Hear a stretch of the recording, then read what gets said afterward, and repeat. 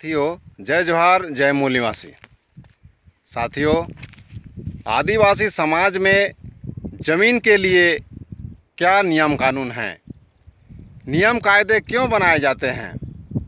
सामाजिक बनाम सरकारी नियम। साथियों, हमारे आदिवासी समाज में ज़मीन सहित हर किसी के लिए कायदे कानून बनाए जाते हैं, जिसका परिपालन हर आदिवासी बड़ी बखूबी से निभाते आ रहे हैं, जिसकी जानकारी हमारे लिए अति ज़रूरी है। पहला, सार्वजनिक भूमि का निर्माण करना।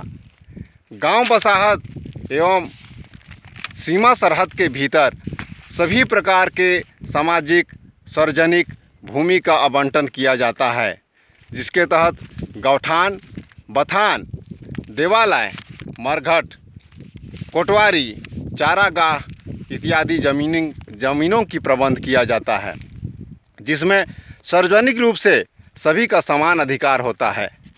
दूसरा, खेती योग्य ज़मीन का प्रबंध। सर्वप्रथम गांव के समस्त परिवार के मुखिया एक साथ मिलजुल कर खेती हेतु झाड़ को साफ करना, गड्ढे को पाटना, टीले को समतल करना एवं सामाजिक रूप से खेती योग्य ज़मीन को बनाना। तीसरा, जीविका का संसाधन। सभी परिवार के लिए जीविका एवं भरण पोषण हेतु खेती करने के लिए समाज द्वारा सभी परिवारों के लिए बराबर बराबर ज़मीन का बंटवारा करना। चौथा, ज़मीन पर समाज की मालिकी। गांव के ज़मीन चाहे वह निजी हो अथवा सार्वजनिक, सभी पर गांव समाज का मालिकाना अधिकार होता है। इसलिए कोई भी व्यक्ति समाज के बिना पूछे किसी प्रकार ज़मीन का गिरवी, बिक्री अथवा परित्याग नहीं कर सकता है। छठवां, बंटवारे। ज़मीन के सभी प्रकार के आवंटन समाज के द्वारा ही किया जाता है और कराया जाता है। सातवां, अधबटाई। खेती करने या काश्तकारी में असमर्थ किसान द्वारा अधबटाई में खेती कराया जाता है। आठवां, विवाद। ज़मीन संबंधी सभी मामले गांव समाज द्वारा निपटाना। नौवां, अतिक्रमण। दूसरे की निजी अथवा सार्वजनिक ज़मीन एवं जंगल की ज़मीन पर बिना अनुमति अतिक्रमण एवं लालच ना करना। 10वां, ज़मीन के प्रकार। ज़मीन की गुणवत्ता के आधार पर ज़मीन का बंटवारा करना। 11वां, गवाही। ज़मीन की गवाही में बड़े बूढ़ों, सियान सज्जनों, पूर्वजों एवं पड़ोसियों की बात मानना एवं अंतिम निर्णय मानना। 12वां, सीमांकन। ज़मीन की मेड़ को ही सीमा रेखा मानना, मेड़ को नहीं जोतना। 13, जीविका के साधन। प्रत्येक परिवार के लिए जीविका के पर्याप्त साधन प्रदान करना। 14वां, सुरक्षा। गांव की सभी ज़मीनों को बाह्य लुटेरों से बचाना। 15वां, खेती कार्य। खेती किसानी सभी परिवार मिलजुल कर मदद एवं सहयोग एवं निगरानी में करना। 16वां, फसल। उत्पादित फसलों, फलों, साग सब्जियों को मिल बांट कर खाना। 17, दंड। ज़मीन कायदों का उल्लंघन करने वालों पर सामाजिक दंड का प्रावधान करना। 18, बेटी का अधिकार। बेटी को पैतृक ज़मीन में हिस्सा नहीं देना, बदले में हर उत्सव में उन्हें बुलाना। इस तरह ज़मीन के मामले में किसी तरह गैर कानूनी, अनहोनी या गलत इस्तेमाल, ज़्यादतियाँ, अन्याय, अत्याचार एवं अतिक्रमण, लालच, दबाव, दंगा फसाद, लड़ाई झगड़ा, ज़मीन की लूट ना हो, इसलिए हमारे पुरखों ने पुख्ता इंतज़ाम कर रखा था किंतु वाह रे सरकारी व्यवस्था, समाज के सभी कायदे कानून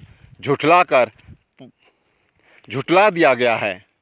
ज़मीन का मालिक पटवारी को बना दिया गया है।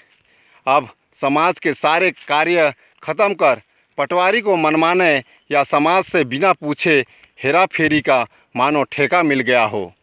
ज़मीन की बंदर बांट, खरीद बिक्री, नक्शा खसरा, विवन, भूमि स्वामी, सेटलमेंट, ऋण पुस्तिका, पर्चा पट्टा के माध्यम से ज़मीन पर कब्जा कर लिया गया है। समाज के पुरखे खाली हाथ रह गए हैं जिन्होंने ज़मीन का प्रबंध किया। अब तो ज़मीन जीविका का साधन अथवा अचल संसाधन की मान्यता ख़त्म कर बाजार की वस्तु बनाकर किसान के हाथ से ज़मीन निकलकर पूंजीपतियों, व्यापारियों के हाथ चली जा रही है। आने वाली भावी पीढ़ी के लिए कुछ भी नहीं बचेगा। सार्वजनिक भूमि का निजीकरण कर दिया गया है। सामाजिक नियंत्रण एवं मालिकाना हक खत्म हो गया। ज़मीन जीविका का साधन ना होकर आय का स्रोत बन गया है।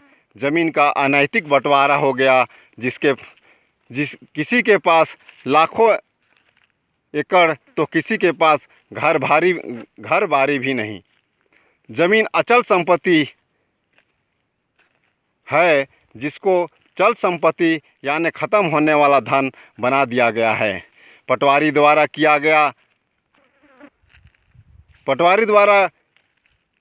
गया हर बंटवारा विवाद का कारण बन रहा है, क्योंकि उसमें ज़मीन की प्रकार नहीं, नक्शे का प्लाट एवं रकबा देखा जाता है। इस तरह सभी गांव के किसानों एवं परिवारों के भाइयों के बीच ज़मीन का विवाद स्वाभाविक सा हो गया है। अब ज़मीन कूद पर या भाड़े पर दिया जाने लगा है, जिसका नतीजा यह हुआ कि अधिक लालच या अधिक आमदनी के चक्कर में अत्यधिक रासायनिक खाद के प्रयोग में ज़मीन बंजर, पथरीली एवं मृत हो रही है। ज़मीन का विवाद हेतु पटवारी, तहसील, एसडीएम, कोर्ट दफ्तर का चक्कर काटते काटते रहा ज़मीन भी खिसक रही है। समाज की मालकियत ख़त्म होते ही गांव के ज़मीन पर बाह्य लोगों का अतिक्रमण, घुसपैठ, लूट खसोट, खरीद फरोख्त शुरू हो गया है। ज़मीन की बात या साक्षात गवाही को नकार कर कागज़ का खेल खेला जा रहा है और पटवारी जो कहे वह सच और बाकी गांव समाज की सारी बात झूठ मानी जाती है। कागज़ पर सीमांकन पर ही विश्वास एवं पटवारी का निर्णय ही अंतिम माना जाता है। ज़मीन आज जीविका का साधन ना होकर विस्थापन, कर वसूली, मालगुजारी, लगान, पर्चा पट्टा के भरम जाल में फंसाने का एवं ज़मीन छीनने या लूटने का आतंक, डर एवं भय बना रहता है।